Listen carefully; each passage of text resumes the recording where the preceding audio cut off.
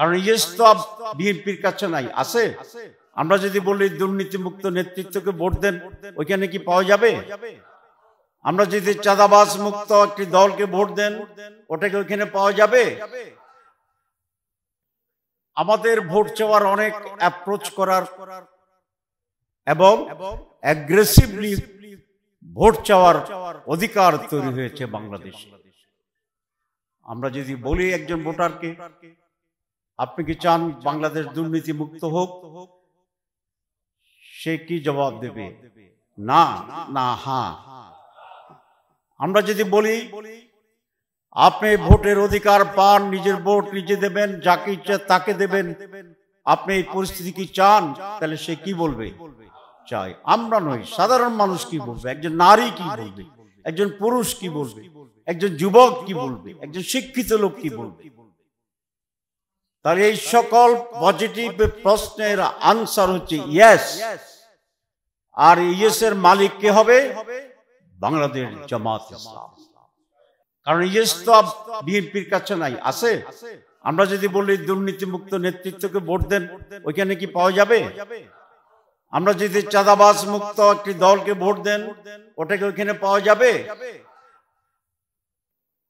তাহলে ইয়েসের জবাবে এসে দাঁড়াবে জামাত ইসলাম।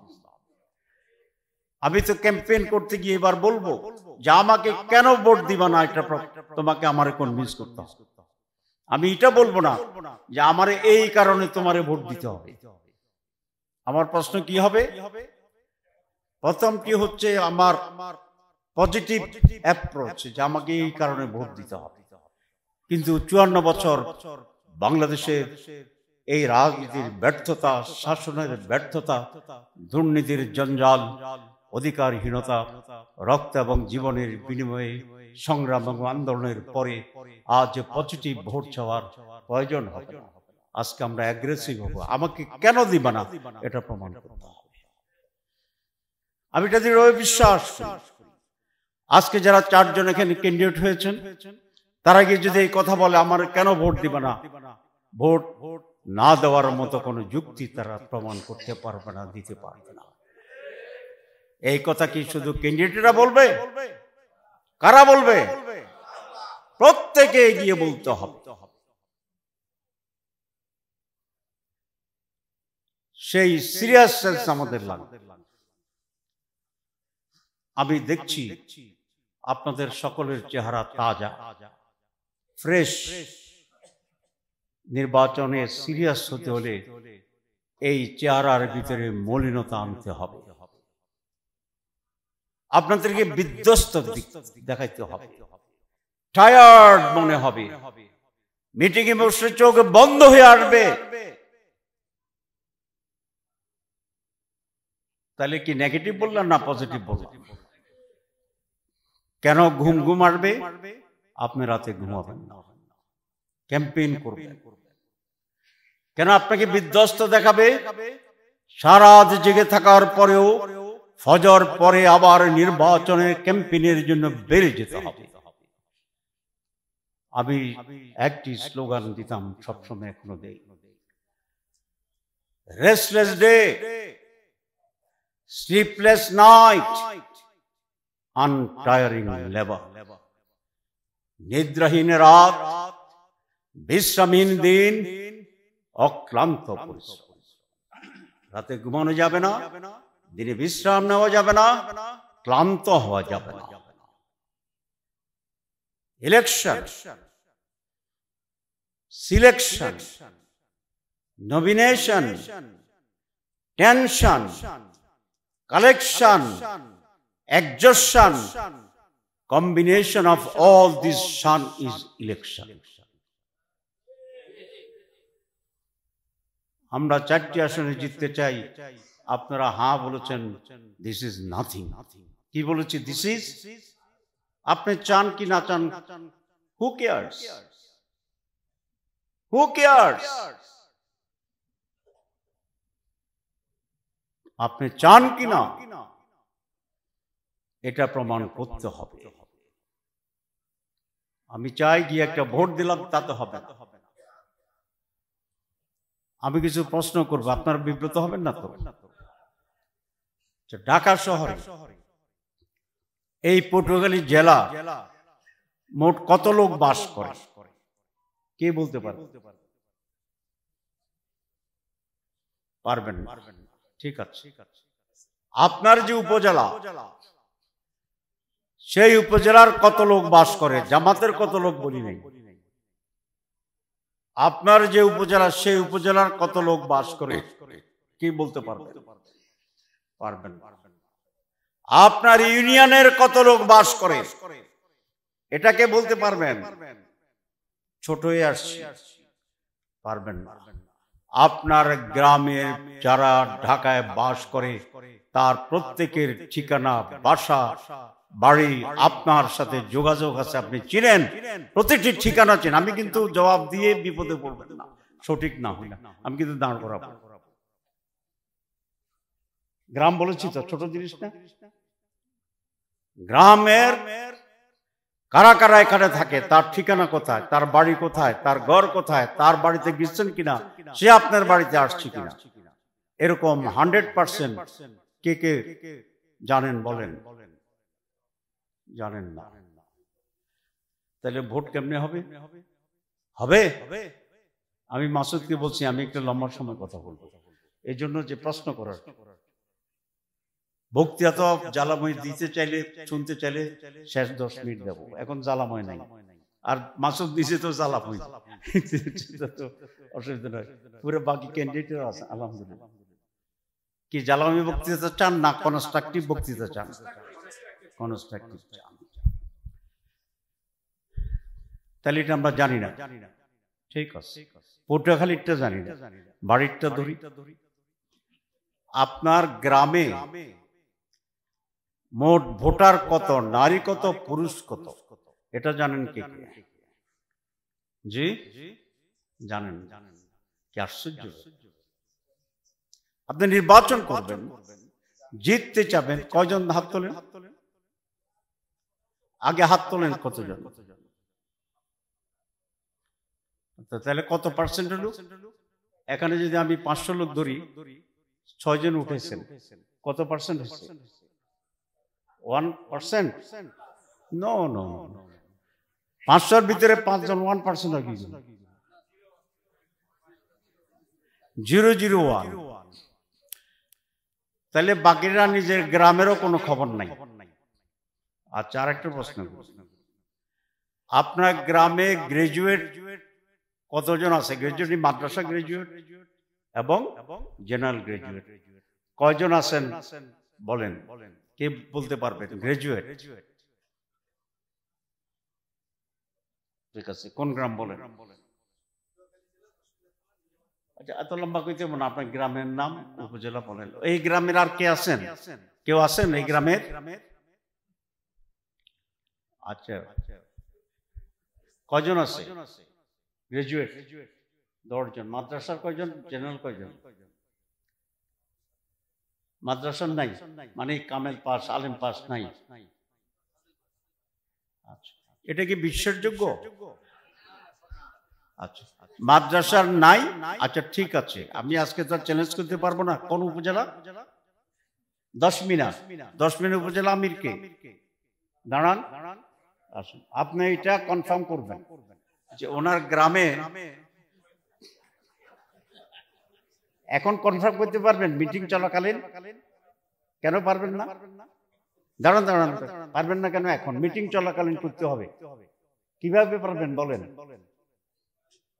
আপনার ইউনিয়ন সভাপতি আছে? আছে?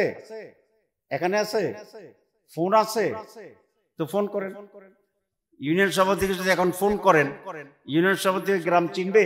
দাঁড়ান, এত টায়ার্ড হচ্ছেন কেন? হ্যাঁ বলেন।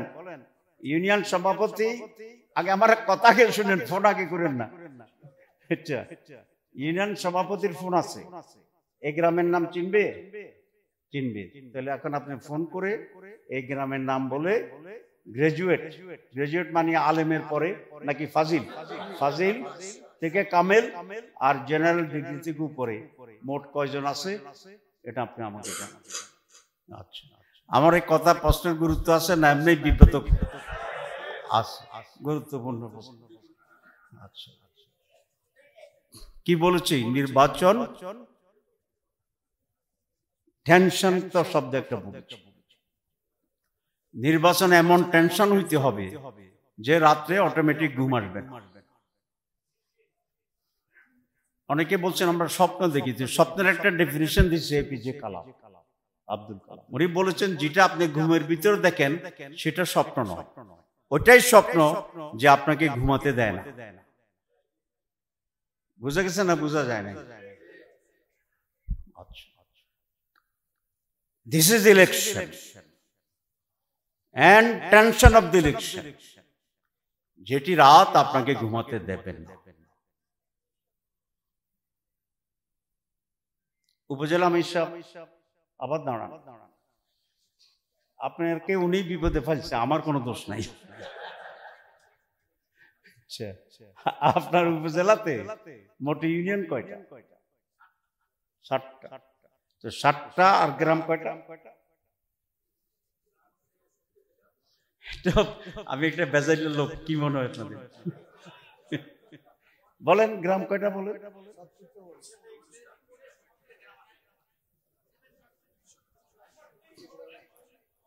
আপনারা কথা বলবেন না, না এটা কারেক্ট না, একেবারেই কারেক্ট না। কিভাবে বুঝলাম? জানি আমি না, জানতে হয়। একটা উপজেলার 70 গ্রাম নিয়ে একটা উপজেলা, এরকম কোন উপজেলা নাই। প্রত্যেক উপজেলাতে কমপক্ষে, আমার উপজেলার চেয়ে 231টা গ্রাম। এটা ছোট হইতে পারে। আচ্ছা ঠিক আছে, আপনার যে 10টা ইউনিয়ন বলছেন, তো 7টা ইউনিয়ন বলছেন, তো 7টা ইউনিয়নে কমিটি হয়েছে, ইলেকশন কমিটি ইজ গুড। কয়জনের কমিটি হয়েছে? গ্রামে, প্রতি গ্রামে, প্রতি ইউনিয়নে 31 সদস্য বিশিষ্ট কমিটি করেছে। আচ্ছা, আপনার কত অনুসারে প্রতি গ্রামে, প্রতি ইউনিয়নে গ্রাম সংখ্যা গড়ে 10 গ্রাম ভিত্তিক কমিটি হয়েছে? পুরাটা এখনো হয়। প্রত্যেক গ্রামে আপনার লোক আছে? আছে। তো প্রত্যেক গ্রামে যদি আমার লোক থাকে, প্রত্যেক গ্রামে কমিটি করতে মোট কত সময় লাগবে?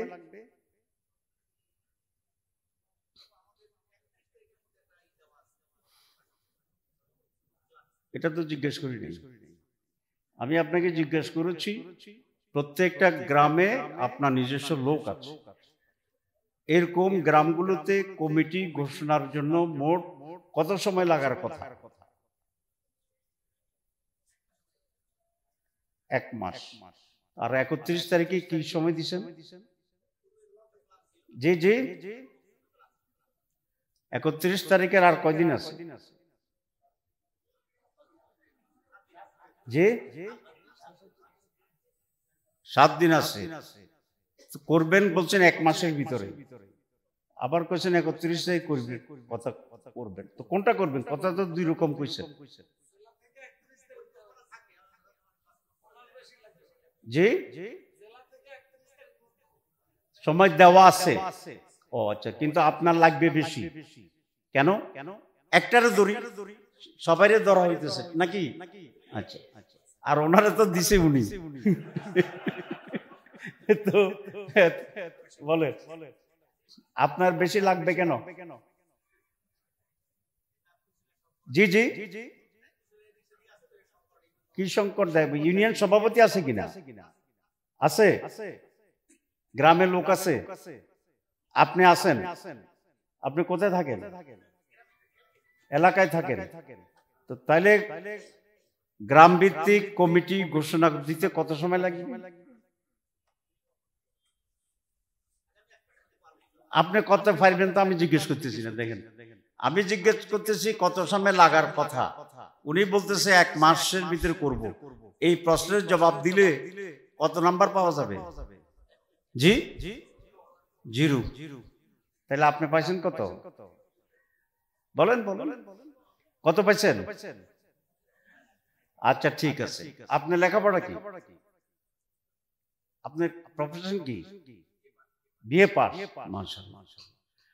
এখন আপনার দিকে তাকাই, ঠিক আছে। আপনি যদি সিরিয়াস হন তাহলে আপনার একটা ইউনিয়ন কমিটি করতে সময় লাগবে 20 মিনিট। যদি আপনি নিজে বসে পরিচিত লোক দিয়ে লেখে করে ফেলেন। আর আপনি যদি বলেন যে আমি প্রত্যেক গ্রামে গিয়ে করবো লোকজনকে নিয়ে, ওটা ভালো, তাহলে আপনার লাগবে 3 দিন। ঠিক আছে, দিন 3টা করে জায়গা, 3টা করে গ্রামে কমিটি করবেন, 10টার জন্য 3 দিন। আর আপনি বলছেন কতদিন? দিন বলেন 30 দিন। আপনি বলছেন 30 দিন, আমি বলছি 3 দিন, তাহলে 10 গুণ বেশি লাগছে। তাহলে আপনার এখানে জিততে হলে ইলেকশন হইতে হবে 10 বছর পরে, 1 বছরে না আছে, ঠিক আছে না? তো 3 দিন হলে 10 বছর পর ইলেকশনের সম্ভবত আপনি ভালো করতে পারবেন ইনশাআল্লাহ। কি মনে হয় আপনার? ইলেকশন সোজা? আমার এলাকায় আমি কর্মী সমাবেশ করি, প্রত্যেককে বলি ওজন মাপার জন্য, যে 7 কেজি ওজন কমবে ভোটের পরে আবার 2-4টা মাপাই, পুরা তো মাপতে পারি না। আমি তো ফেল করার ব্যাপারে যথেষ্ট অভিজ্ঞ, অনেকবার ফেল করছি, পাশও করছি, ফেল করতাম না যদি ইলেকশন সুষ্ঠু হয়ে যায়। এরকম সিরিয়াসলি ইলেকশনকে নিতে হবে। ওজন মাপবেন, তারপরে ইলেকশনের পরে আবার ওজন মাপবেন। 7 কেজি হইলে সেকেন্ড ডিভিশন, কমপক্ষে 5 কেজি না হইলে ফেল। পরিষ্কার কথাবার্তা। তবে ডায়েট কন্ট্রোল করে ওজন কমানোর কথা বলতেছি না, কাজ করে করে ওজন কমাইতে। আই এম সিরিয়াস, আমি হাসির জন্য বলছি, I am very very serious. আমার যদি ক্ষমতা থাকতো আমি সমস্ত উপজেলা ইউনিয়ন সভাপতি সবগুলোর সাসপেন্ড করে দিতাম। যে ফেল করবে সাসপেন্ড, পরে আবার করতাম। এবার জামাত ইসলামের জন্য ইতিহাসের সবচেয়ে বড় সুযোগ সৃষ্টি হয়েছে। এটাকে যারা কাজে লাগাবে না, শুধু গল্প করতে থাকে জামাত খুব বাড়তেছে, শুধু এই পলিসি, এত বুদ্ধি মানুষের জামাতের লোকদের, খালি আমাদের বুদ্ধি দেয় যে এটা করেন ওইটা করেন ওইটা করেন, সারাদিন মাঠে কোনো কাজের খবরটা খুব কম। এত বুদ্ধি যে আমাদের মাথা উৎসাইয়া ফুটতে থাকে খালি। বুদ্ধি ধারণ করারও তো ক্ষমতা আছে, ক্ষমতা লাগবে না? আমাদের অত ক্ষমতা তো নাই, বুদ্ধি বাইরে পড়ে যায়। বুদ্ধির কোনো দরকার নেই, কাজ করবেন। পটুয়াখালী আমি বলতেছিলাম, মানে সুন্দর করে আমার স্টার্ট করার জন্য সেখান থেকে সরিয়ে আসছি, যে পটুয়াখালী একটি জেলা যার সাথে সুমাত্রা যাবার সংযোগ আছে। এটা কারণ বলেছিলাম, একটু ভুল যাতে না হয় সেই জন্য মাসুদ থেকে জানলাম যে বঙ্গোপসাগরের পাশে আছে কিনা। বলছে হ্যাঁ ঠিক আছে, তাহলে বঙ্গোপসাগর দিয়েই আমরা কিন্তু সুমাত্রা পর্যন্ত যেতে পারি। এটা ব্লু ইকোনমি বলে আজকে আধুনিক, সেই ব্লু ইকোনমির একটা পার্ট আমরা হতে পারি। পটুয়াখালী এককভাবে, যেটা আমার 14 গ্রাম থেকে যাওয়ার উপায়। However, this is not my point. আমার পয়েন্ট হচ্ছে, এবার মানুষ যেটা বলে যে জামাত আসতে পারে, জামাতকে একবার দেখি, জামাত ভালো, জামাত সৎ, এভাবে প্রত্যেকটা মানুষ যদি বলে একবার জামাতকে দেখি, তা একটা একটা করি তো মেজরিটি আমাদের। কিন্তু প্রত্যেকটা মানুষকে বলা, যাইতে হবে, পায়ে ধরতে হবে, হাতে ধরতে হবে, জড়াই থাকতে হবে। কে করবে কাজ? প্রত্যেকটা কর্মী করতে হবে, কর্মীকে উদ্বুদ্ধ করতে হবে, কর্মীদেরকে পাগল করে ফেলতে হবে। পাগল না হলে যে পা ধরতে পারবে? আমি তো আসলে বলি, আমি প্র্যাকটিস করি আমার এলাকায়। আমি নিজে হাঁটু গিয়ে ধরি, একজন বসে রয়েছে, যাইয়া হাঁটুতে হাত দিয়ে কথা বলি। অসুবিধা হয়? কি অসুবিধা? আমি তার হাঁটু ধরে যদি এমপি হই, 5 বছর আমার হাঁটু দিতে থাকবে। কি বলেন আপনি? আমি একবার ধরলাম, হ্যাঁ 5 বছর ধরবো, লাভ কার? আমি সে আমার হাঁটু দুর্গিট আমি চাই না, বললাম। আমার এলাকায় রাত 1:30টার সময় গ্রামের একটা হোটেল বাতি জ্বালাইয়া শীতের দিনে এরকম দুইরা আপনার বইয়ে রয়েছে, মানুষ তো নাই, রাত 1:30। আমি ঢুকলাম, হাত বাড়াইলাম, এই বেটা হাত দেয় না, ওই চাদরের ভিতরে হাত গুছিয়ে রাখছে। এখন আমি ভাবলাম যে যদি এইভাবে চলে যাই, সকালবেলায় বলবে যে তাই সে বাড়ছিল, হাত মিলালে নেই। ইলেকশন তো সেন্টিমেন্টাল জিনিস। আমি তার চাদরের ফাঁক দিয়া হাত ঢুকাইয়া তার হাত ধইরা টাইনা সোজা কইরা হ্যান্ডশেক করে চলে গেছি। This is election. মাত্র শফিকুল্লাহ সাহেব একটা গল্প বলছিলেন, জানি না ঠিক কিনা, ওই আদা আপসা আপসা করে তো রাতের বেলা কুয়াশা ভালো দূরে দেখা যায়, তো উনি তো ক্যাম্পেইন করতেছেন, তো দেখা যায় এরকম যারে পায় রাত অনেক জড়াই ধরে, দূরে দেখা গেল যে এরকম একটা মানুষের মতো কি আছে, যাই যাই জড়াই ধরছে, পরে দেখে গেল এটা খাজুর গাছ। আমাকে কাইজাফর সাহেব নিজে বলেছে যে নির্বাচনের সময়ে উনি যেরকম হাত তুলেছিল গাড়ির থেকে, তো ইতিমধ্যে ঘুম এসে গেছে। ঢাকা আসতেছে তখন ফেরি ছিল, ফেরিতে গাড়ি উঠার সময় যখন ধাক্কা খাইছে তখন উনি জায়গায় দেখেছে উনি তো প্রায় 40 কিলোমিটার চলে আসছে 14 গ্রামের পরে, হাত দাঁড়াই গেছে। বিদিশা হইতে হবে, কি হইতে হবে? ইলেকশন বিদিশা হলে ভোট হবে। নির্বাচনে 2001 সালে আমি দ্বিগুণ ভোট পেয়েছি। আওয়ামী লীগ পেয়েছিল 54,000, আমি 1,09,500 ভোট পাইছি। ফ্লো আগের দিন রাত ওসির ওইখানে গেলাম, আমার একটা প্র্যাকটিস ছিল, আমি যত ক্যাম্পেইন করে আসি রাত যত হোক একবার থানায় ওসির সাথে দেখ, ওসিও বইয়ে থাকতো আমার জন্য যে সাতটা একবার আসবে। গেলাম, গিয়ে দেখি যে আমার দেখা যাবে মাঝে মধ্যে। ওকে, বিসমিল্লাহির রহমানির রহিম, নাহমাদুহু ওয়া নুসাল্লি আলা রাসূলিল কারীম। মাননীয় সভাপতি, উপস্থিত সম্মানিত শ্রদ্ধেয় প্রিয় ভাইরা, আসসালামু আলাইকুম ওয়া রাহমাতুল্লাহি ওয়া বারাকাতুহু। আমি জাতিসংঘ স্টাইলে সম্বোধন করে শুরু করতেছি। স্টাইলটা হচ্ছে এরকম, ওইখানে এক এক করে মানুষের নাম ধরে সম্বোধন করে না, তাহলে তো ঘন্টাখানেক সম্বোধনে চলে যাবে, কারণ 200 দেশের রাষ্ট্রপ্রধানরা থাকে, তো যেন সভাপতিকে দিয়ে এটা কভার করলাম, বাকিরা সকলে আমরা একসাথে সম্বোধন করলাম। আমি খুব আনন্দিত এবং উৎসাহিত যে পটুয়াখালী ঢাকাস্থ আমাদের সাথে সম্পৃক্ত অনেকটাই বলা যায়, এখানে বিশাল সমাবেশ তৈরি হয়েছে, আপনার উপস্থিত হয়েছে। আমার ধারণার চেয়ে বেশি হয়েছে, এটা হতে পারে আমার ধারণা করার ক্ষমতা কম, এবং আলহামদুলিল্লাহ ইটস এ ভেরি এনকারেজিং।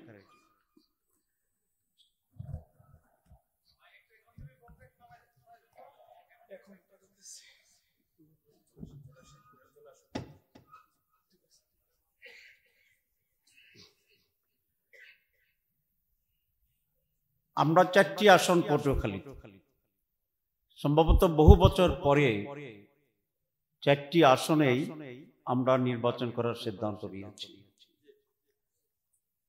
এই 4টি আসনে আমরা জিততে চাই কিনা? ইনশাআল্লাহ। তাহলে আমাদের 4টা এমপি নিশ্চিত হলো, কি বলেন? নিশ্চিত হয়ে গেছে? আচ্ছা, ইংরেজিতে ডিমান্ড, চাহিদার উপর ইকোনমিক্সের একটি কথা আছে, if wishes were horses beggars might ride. মানে ইচ্ছে করলে যদি ঘোড়া চড়া যেত, তাহলে ভিক্ষুক ঘোড়া চড়েই ভিক্ষা করত। আপনাদের কথা এটা আমি বুঝলাম যে উইশেস ঠিক আছে, যে আমরা 4টা আসনে জিতে চাই, কিন্তু ঘোড়া জোগাড় এখনো পুরোপুরি হয়নি। 2, আমার যে ক্ষুদ্র অভিজ্ঞতা সেটা হচ্ছে প্রথম নির্বাচনে জিতার সম্ভাবনা সবচেয়ে সুযোগ বেশি থাকে, তখন মানুষ একটু কম গণে, বিরোধীরা একটা পাত্তা দিতে চায় না বা হিসাব করতে চায় না, এই ফাঁকে বেরিয়ে যাওয়া খুব সহজ হয়ে যায়। জাতীয়ভাবে এখন জামাত ইসলামের একটা বিশাল ইমেজ, মানুষ বলছে যে এবার জামাতকে দেখি, সব দলকে আমরা দেখছি, এবং মানুষ বলে যে জামাত ইসলামী পারবে দেশটা রিয়েল পরিবর্তন করতে। আমাদের ব্যাপারে মানুষের অ্যানালাইসিস কয়েকটি বিষয়। এক, মানুষ মনে করে জামাতের লোকেরা সৎ, এটা মনে করে না প্রমাণিত? এটা প্রমাণিত। আমাদের যারা মন্ত্রী ছিলেন, যারা এমপি ছিলেন, আলহামদুলিল্লাহ তাদের কোনো কারাপশনের কোনো চিহ্ন কেউ খুঁজে পায়নি। আমেরিকানদের সাথে আমার অনেক কথা হয়, তো তাদের তো ইসলামের ব্যাপারে কিছুটা রিজার্ভেশন আছে, ইসলামী শক্তিকে তারা নানাভাবে চিহ্নিত করতে চায়। আমি তাদেরকে বলেছি, তোমাদের সাথে আমাদের আদর্শিক ডিফারেন্স আছে, তোমাদের সাথে আমাদের রাজনৈতিক ডিফারেন্স আছে, কিন্তু একটি বিষয় তোমাদের সাথে আমাদের ঐক্য হতে পারে। তো তারা বলে যেটা কি? আমি বলেছি সেটা হচ্ছে দুর্নীতি মুক্ত অবস্থাটি, anti corruption sentiment, no corruption. এবং আলহামদুলিল্লাহ তারা এটা এগ্রি করে। দি অনলি পার্টি, একমাত্র দল বাংলাদেশে যাদের কোনো কারাপশন প্রমাণিত হয়। এটা কি ছোট জিনিস না বড় জিনিস? একজন ব্যক্তি $235 বিলিয়ন বাংলাদেশ থেকে নিয়ে চলে গেছে। গতকাল বাংলাদেশ গভর্নর বলেছেন $2000 কোটি পাচার হয়ে গিয়েছে, দুর্নীতি হয়েছে। তো এই পরিমাণ টাকা যদি বাংলাদেশে থাকতো, বাংলাদেশ প্রায় মধ্যম আয়ের দেশে রূপান্তরিত হতো।